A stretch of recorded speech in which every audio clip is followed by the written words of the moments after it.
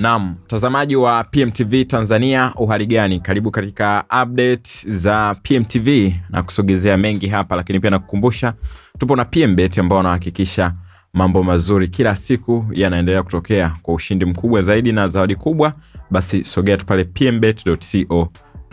Sasa nayo update ya kimataifa ambapo wanajeshi wawili wa ulinzi wa kitaifa wamejeruhiwa vibaya baada ya kupigwa risasi huko Washington DC karibu na ikulu ya White House, tukio ambalo meya wa jiji hilo ameliita shambulio la kulengwa.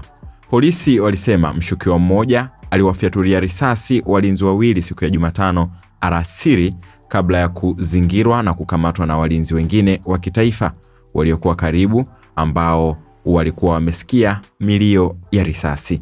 Rais Donald Trump ambaye alikuwa Florida wakati huo alisema mtu aliyefanya shambulizi kwa kutumia bunduki alikuwa raia wa Afghanistan ambaye aliingia Marekani mnamo Septemba 2021.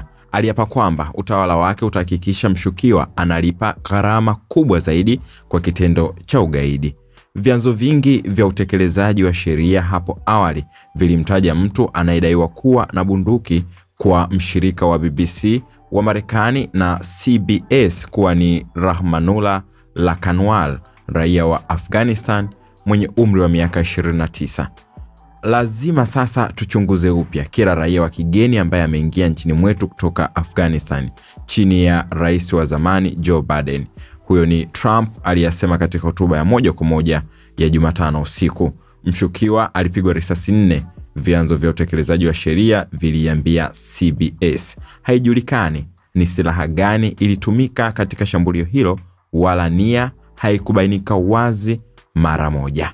Endelea kufuatilia PMTV Tanzania, tutazidi kukusogezea update nyingi zaidi za aina hiyo, lakini pia za sehemu tofauti ndani na nje ya mipaka ya Tanzania. Aviator, rusha ndege, ushinde. Wapi utatua? Uamuzi ni wako. Aviator inapatikana kupitia pmbet.co.tz.